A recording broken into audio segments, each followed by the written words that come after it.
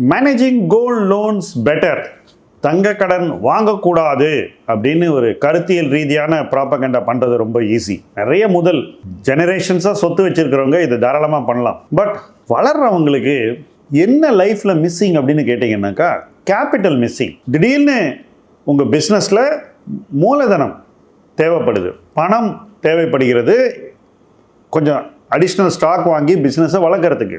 திடீர்னு உங்களுக்கு ஒரு மிஷின் வாங்க வேண்டியிருக்கு, திடீர்னு ஒரு வண்டி வாங்க வேண்டியிருக்கு டெலிவரி பண்ணுறதுக்கு. ஏன்னா உங்கள் பிஸ்னஸ் வளருது, இன்னொரு வண்டி இருந்தால் டெலிவரி இன்னும் நல்லா பண்ண முடியும். ஒரு கம்ப்யூட்டர் வாங்க வேண்டியிருக்கு, சாஃப்ட்வேர் வாங்க வேண்டியிருக்கு, ஏன்னா இன்றைக்கி எல்லா சாஃப்ட்வேரும் நீங்கள் வாங்கி தான் ஆகணும். அடுத்தபடியாக இன்னொரு பிரான்ச் போட வேண்டியிருக்கு.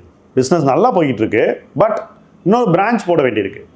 இப்படி நிறைய வகையில் தொழில் முனைவருக்கு பண தேவை வரும். அப்போ அவங்க கேபிட்டல் எங்கே இருக்குது? மொத்த கேபிட்டல் ஏற்கனவே பிஸ்னஸில் இருக்குது. இப்போ வெளியில் இருந்து கேபிட்டல் கொண்டு வரணும்னா அவங்க என்ன பண்ண முடியும்?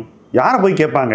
யாரையும் கேட்க முடியாது. நம்மக்கிட்ட இருக்கிறதுலேருந்து கேபிட்டல் எப்படி ஃபார்ம் பண்ணுறதுன்னு ட்ரை பண்ணணும். அப்போ தான் எல்லாருமே கோல்டு லோன் வாங்கலாமான்னு யோசிக்கிறாங்க. இது பிஸ்னஸ் மைண்ட் செட்டில் கோல்டு லோனை அணுகக்கூடிய ஒரு வழிமுறை.